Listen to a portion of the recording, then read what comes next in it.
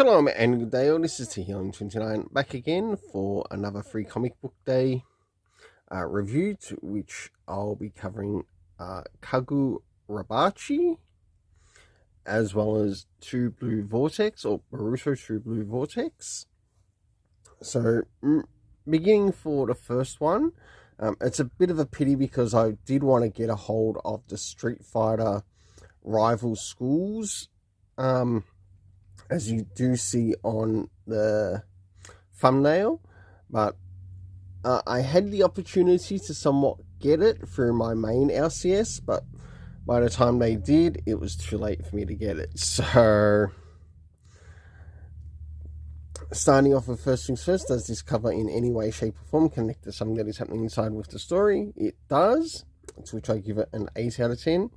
Now it's time to move, as we move to have a quick look at the beginning, middle, and of course the end in relation to this particular manga. I do actually have the manga for this, but I have not begun reading the manga for this. Of course, we get a bit of a glimpse inside as to which to what is provided in this free comic book day manga previews of sorts. As we follow the story along, we are following the character of Chihiro.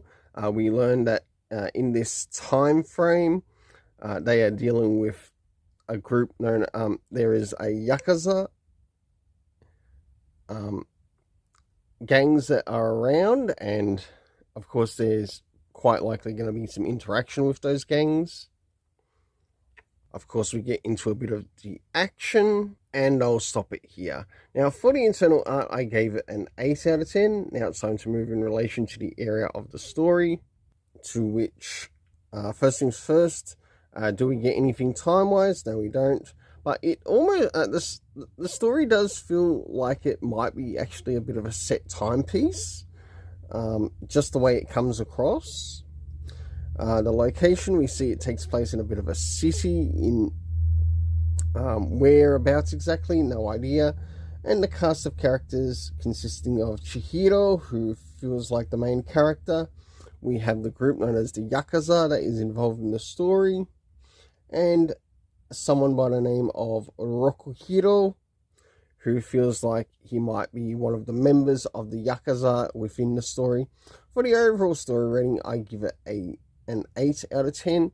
Now it's time to move on to True Blue Vortex, as we have a look around the beginning, middle, and of course the end. So as we start to jump into the beginning of Boruto True Blue Vortex, we get a bit of a rough idea of some of the events that are taking place in the Konoha village, and the ruckus that Kawaki is up to. Of course, we get the appearance of Sarada, along with Code, who is also looking for Boruto within the story. And we know that Code has released some of his creations onto the city. Until last but not least, Boruto does finally turn up on the scene, as he also takes on some of the creations that Code has brought into the Konoha village. So, for True Blue Vortex, does this cover in any way, shape, or form connect to something that is happening inside with the story? It does, to which I give it an 8 out of 10. For the internal art of what we got to see, I thought it was actually quite clean and pretty good, to which I gave it an 8 out of 10.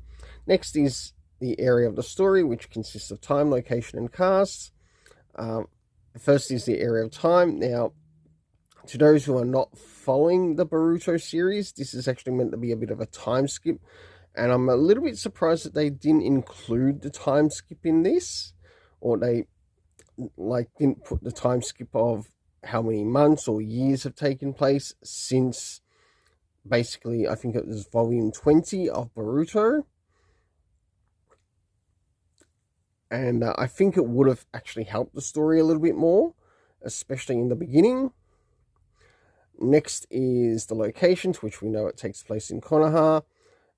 Last but not least, the cast of characters. We had Sarada, Code, Kawaki, Boruto, I believe it was Shikamaru, and last but not least, we had Sumiri.